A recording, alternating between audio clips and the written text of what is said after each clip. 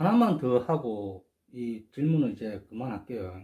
이 질문은 좀 심각한 것 같아서 꼭 짚고 넘어가야 될 것 같아서 제가 한번 읽어드리겠습니다. 제목은 그냥 지주택 재계약 이렇게 되어 있고요. 내용은 지주택 진행 중에 조합이 바뀌고 다시 조합이 설립되고 인가도 나지 않은 상태에서 또 재계약을 하라고 하는데 기존에 들어간 돈 받을지도 미지수라 다 포기하고 재계약도 안 하면 그냥 자연스럽게 자격 박탈인가요? 재계약은 하고 돈은 안 낼 수는 없잖아요. 계약 위반이니까. 여기서 더 이상 돈도 넣고 싶지 않고 포기할까 합니다. 재계약서를 쓰면 또다시 시작인 것 같은데 재계약하고 돈은 더 이상 안 낼 경우와 그냥 다 포기하고 재계약서 사인 안 하는 경우 둘 다 알고 싶습니다. 이 지역이 어느 지역인지 참 모르겠어요. 근데 이게 굉장히 좀 심각한 부분이거든요. 그러니까 이 지금 질문을 주신 분은 일반 조합원인 것 같아요. 여기에 나와 있는 내용에 보면 아직 인가도 나지 않은 상태에서 다시 재계약을 하자고 한 거는 제가 볼 때는 그런 거예요. 조합이 바뀌면 어쨌든 조합장이 이름이 바뀌는 거거든요. 그러니까 계약서에 조합장의 이름은 다 들어가요. 그러니까 그런 의미인 것 같아요. 무슨 돈을 더 달라는 것은 돈을 달라고 무슨 말을 했는지는 잘 모르겠는데 여기서 나와 있는 것처럼 재계약을 하고 돈을 안 낼 수는 없잖아요 라고 했는데 계약 위반이라고. 재계약을 하는데 왜 돈을 내는지에 대해서는 솔직히 잘 모르겠습니다. 그거는 기존의 계약의 계약서가 명칭이 바뀐다든지 뭐 이랬을 때 바꾸거든요. 그리고 보통의 정상적인 지주택, 그러니까 지역주택 개발을 하는 그 현장도 조합 설립이 되면 다시 계약서를 작성 다시 해요. 그전에는 가칭이었고, 이제는 이제 정식으로 명칭이 딱 정해지기 때문에 조합 설립되면 다시 계약서를 작성하는 건 맞습니다. 그건 재계약이 아니고 그 계약서를 이렇게 그 다시 바꾸는 거죠.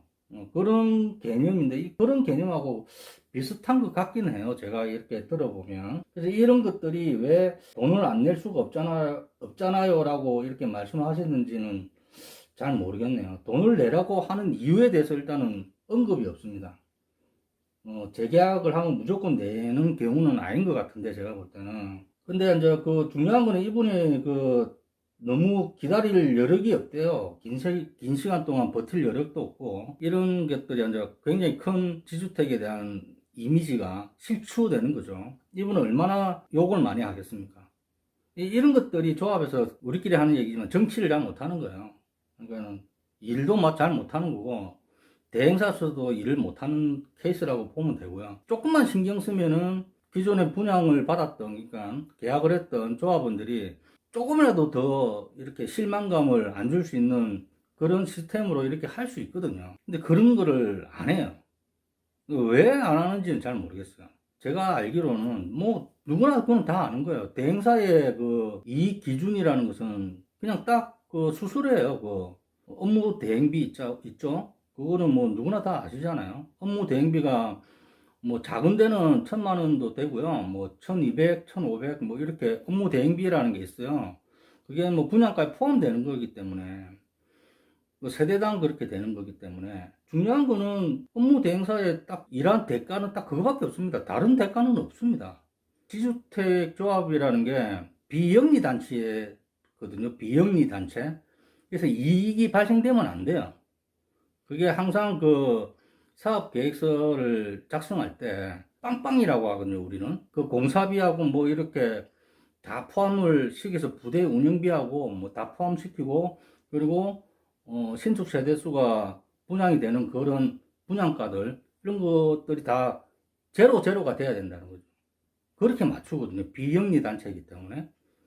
이런 것들이 그 뭐 다 알고 있는 상황인데도 왜 운영을 이렇게밖에 못하고 여기에 지금 질문하신 분처럼 이렇게 실망감밖에 안 주는 현장이 돼버린 건지 참 안타깝습니다. 이런 거 보면.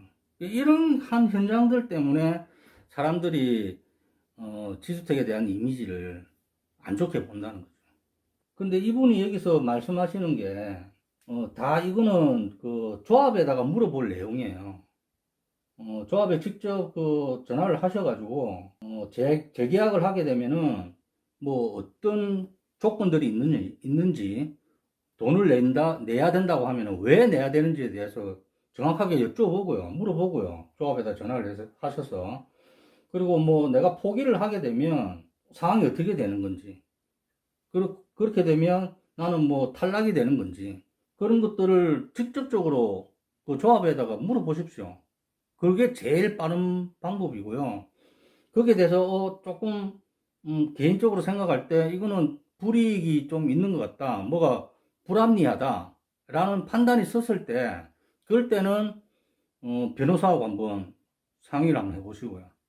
이거는 여기다가 물어볼 게 아니고요.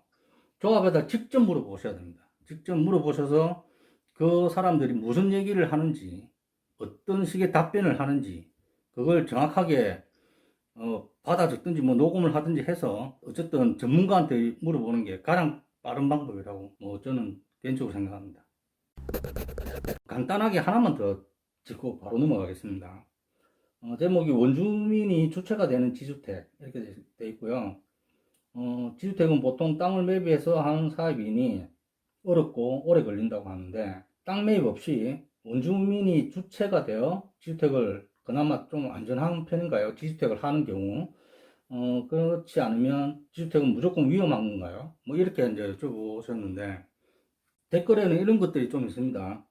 원주민이 주체를 하는 경우는 없다라고 하고요. 또 그거는 뭐 재개발이라고 하시는 분들도 계시고 원주민이 주체가 되는 건 뭐 재건축, 재개발 뭐 이렇게 말씀하시는 분들이 이 말도 뭐 틀린 말은 아닌데요. 지주 공동 사업이라는 게 있습니다. 지주들이 주체가 돼서 하는 지주 공동 사업. 근데 이게 뭐가 다르냐면요. 법 적용을 어느 법을 적용을 받느냐에 따라서 틀리다는 거죠.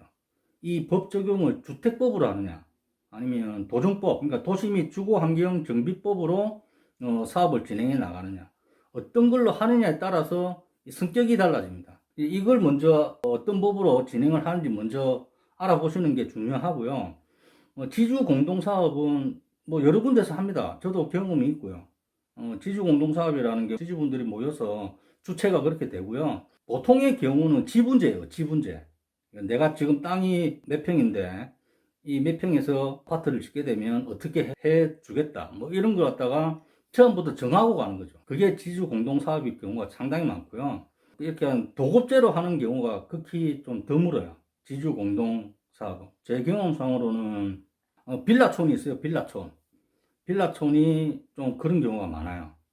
빌라가 한 열 몇 동씩 이렇게 있는 데가 있어요. 그렇게 단체로 이렇게 모여가지고 그분들이 한 100명에서 150명 정도 되는 그분들이 뜻을 합쳐가지고 하는 경우인데 그래서 여기에서 나와 있는 댓글에 주신 분들도 뭐 재개발 재건축이라고 하시는데 그러니까 재개발 재건축으로 하시는 것들이 이제 도정법으로 하는 사업이죠. 근데 이걸 도정법으로 안 하고 주택법으로 하게 되면 성격이 완전히 달라집니다. 그렇게 되면은 사전 신고도 해야 되고요.